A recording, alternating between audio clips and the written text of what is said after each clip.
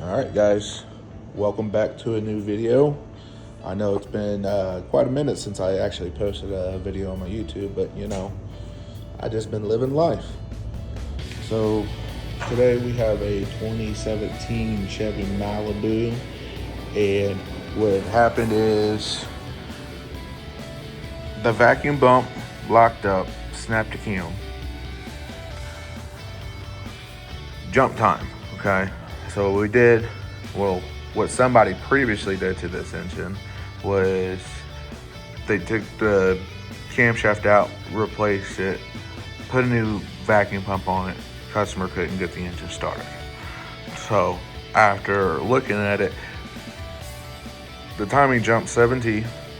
I'm sure that happened when that vacuum pump locked up, causing that cam to immediately stop while the back cam was still spinning. So it jumped 70, and every single cylinder is low on compression. I think this one had about 60, this one had I think 90, and this one had I think it was 20-ish, and that one I don't even remember, but it was low as well. So we definitely have some valve contact with the piston. Instead of having me tear down this head, figure out the issue, he just wanted me to go ahead and put a new engine in. Well, not so new engine. It is a used engine, but heck, it's new to the car. Car's got 230,000 miles on it, and this one only has 119,000 miles on it. And I mean, honestly, look at that, guys. This thing does not look like it's been power washed, but that engine is, whew, it's in good shape. It's one of the nicest used engines I've ever installed, So we're gonna put that in there, but first we need to get that out. Got a lot of stuff going on, got a lot of projects. It's cold here in Indiana, so I had to, do this foam board over here and put it on my windows and stuff, but got a new toy. That's a problem. We'll talk about that in a future video. Don't mind the mess. Like I said, I'm a real person. Real people have messes. So, I'm gonna start cracking on this. Probably get a time lapse going, and I'll see you there.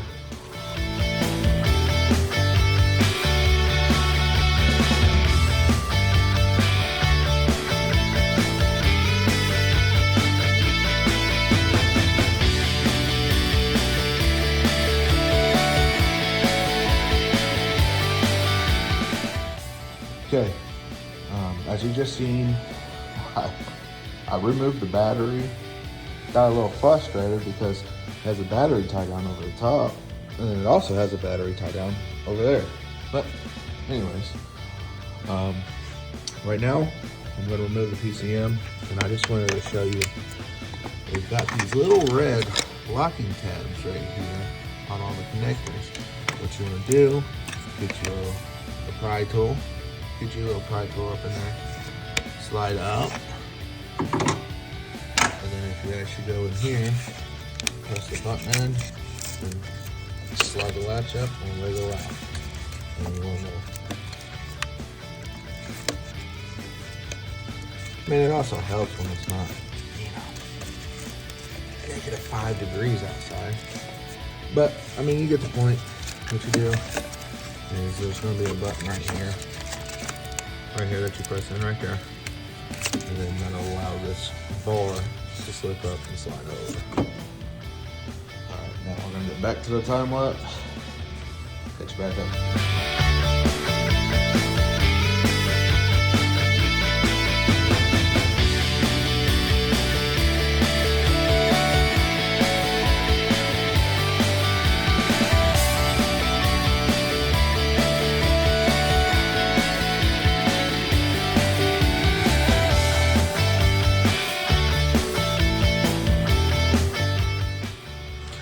Alright guys, so you just saw me remove the rest of that bracket that was right there. Got the PCM out of it. I got most of the wiring disconnected. Still got a few more wires I can disconnect. This.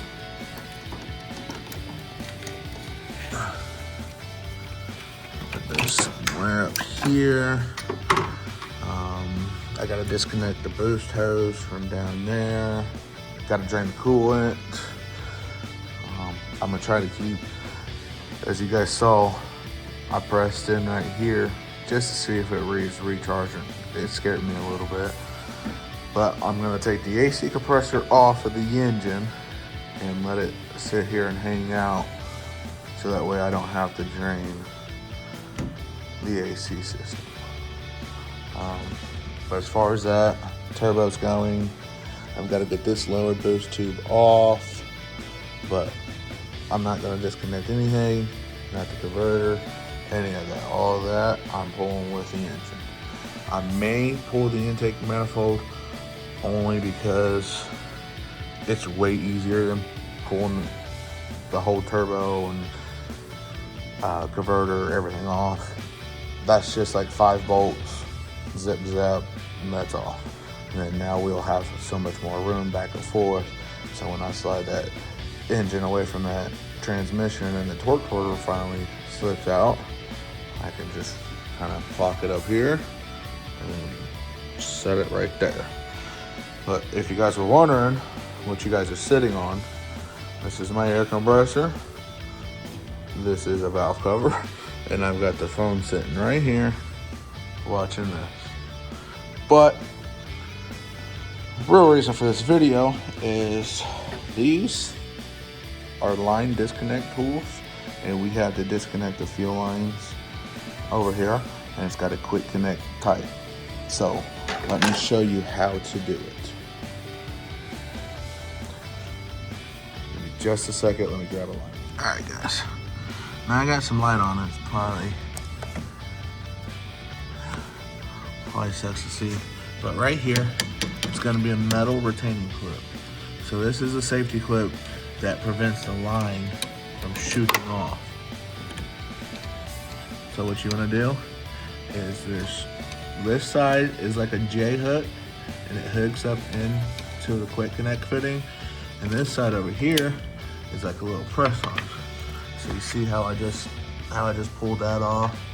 It's got like this like spring clamp right there, and you just push down, and that's how you get that lock off. Then what you want to do, you want to kind of twist the line like this, get it nice and worked.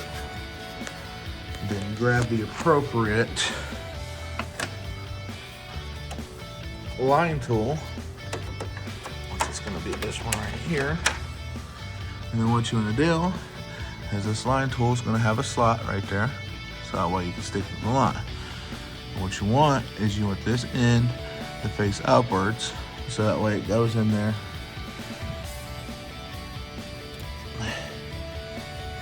So you guys see that? The way it's facing. Those fingers in. Then you pull in. You twist and push down on the line and pull up on the tool. So what you want to do is you want to twist the line and push it downwards and pull the tool up at the same time, and then you'll feel it snap and it unlocks. And that's how you disconnect that fuel line. And then this little green one is your evap hose, and all you want to do is there's like 2 little green fingers up here at the front. Push those out, pull them out, and push the green up.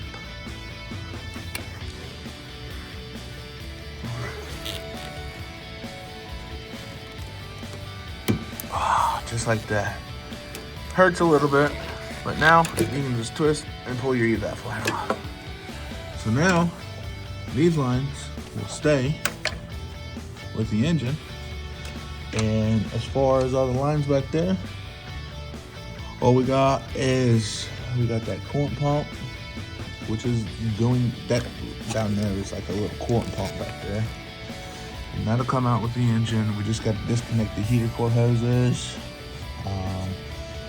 take the AC compressor off, do all the bell housing bolts, torque converter bolts, remove the starter. I'll get to that later.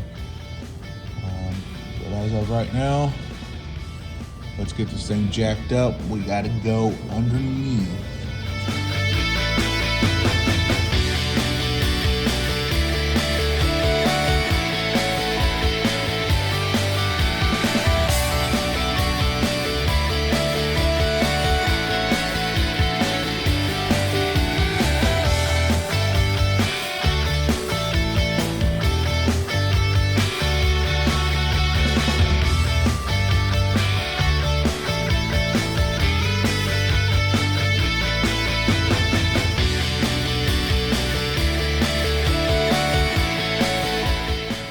All right, guys, so I got the intake manifold off. I got the rest of the wiring apart. Basically, all I got to do now is disconnect this boost pipe, which is from the bottom.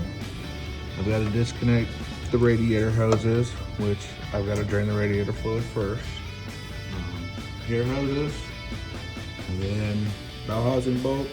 I mean, it's almost there. So I just got the car jacked up. Let's go under it and see what we're working with. All right, guys, I'm all up underneath this car. So the things we have to disconnect down here, I'm gonna have to take off this exhaust bolt and this exhaust bolt, drop this exhaust down. And it may look like I need to do this, all 4 of these bolts, because it kind of looks like, no, the bracket does not, this bracket does not bolt to the engine, so they can probably just get away with taking these 2 bolts off, and thankfully they honestly just do not look that bad.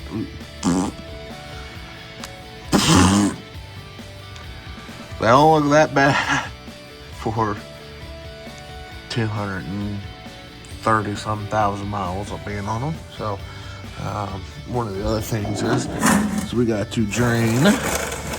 We got to drain this engine oil right here. So I already got my 15.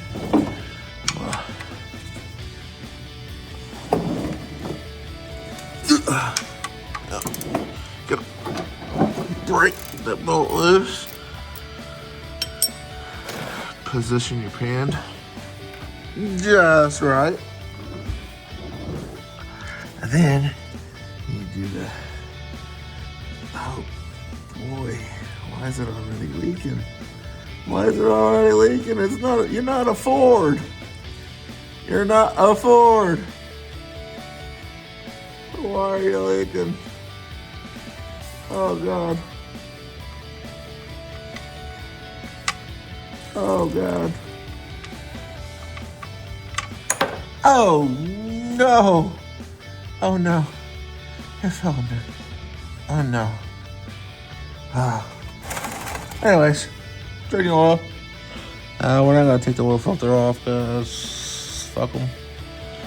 And we're gonna have to take this roll mount off. So this is your engine and transmission roll mount. So when you're accelerating, it goes back and forth. This is what helps stop that.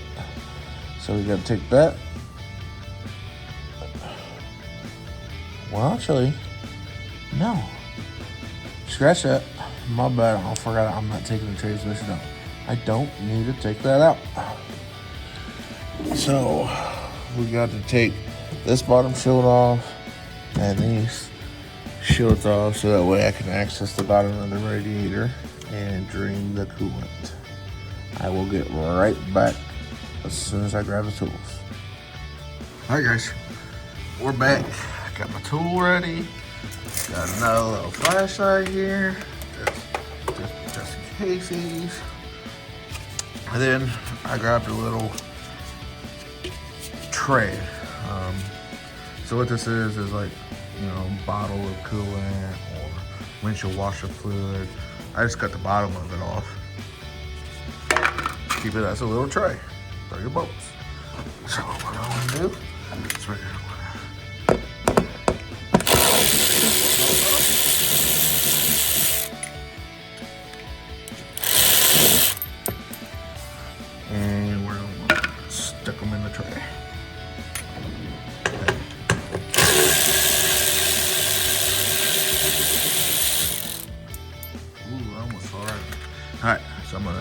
set you guys up and time lapse it.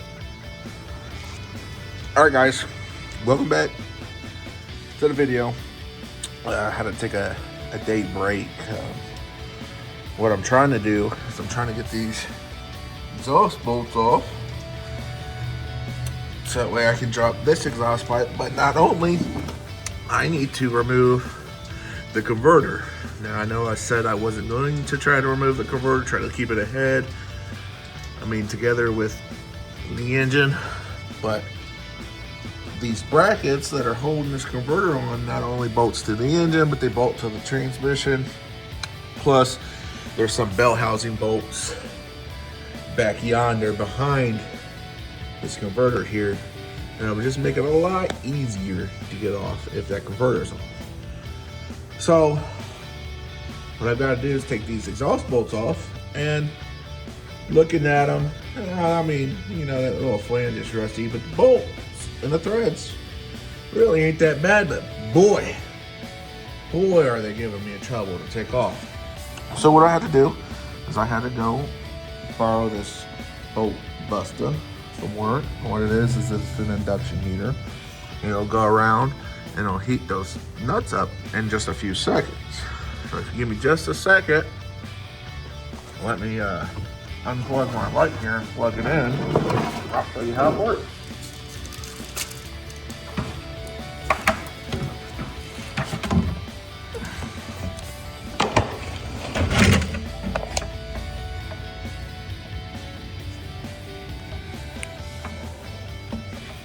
Right? And you take this, right? Yeah. You just stick it up like that. Hold the button.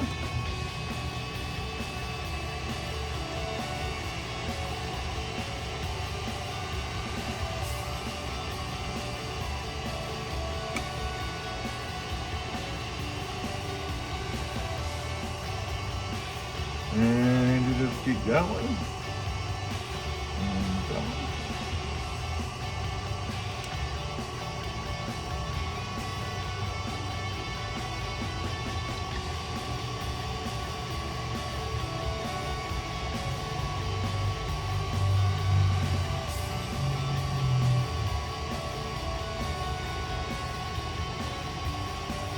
Everything's turning red hot. The nut's not yet, but hey, eventually it will be.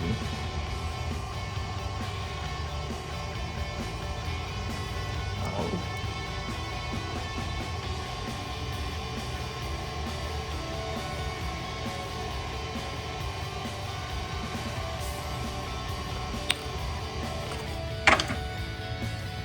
I'm not too sure on that one, boys.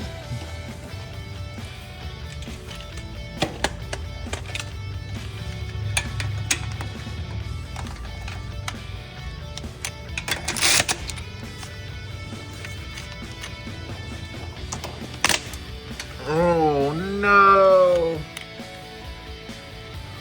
What's up, guys? Back here with another video.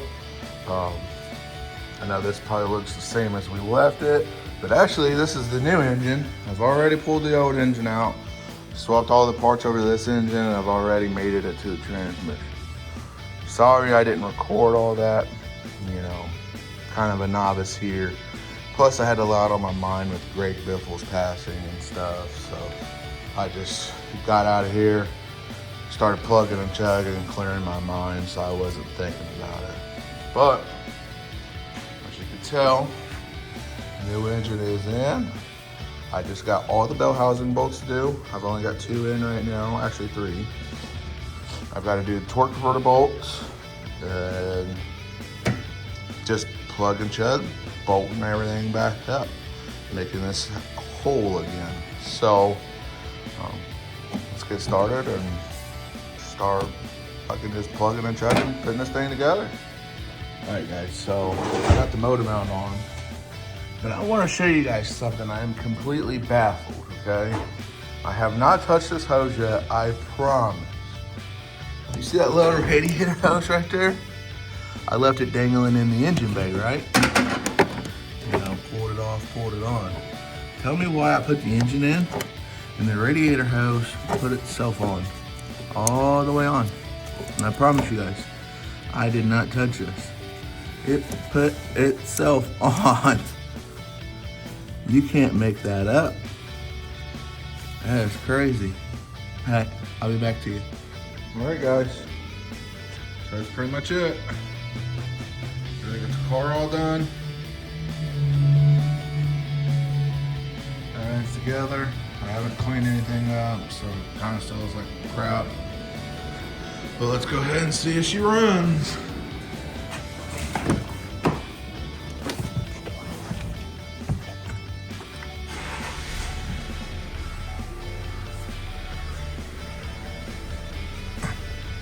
All right, good.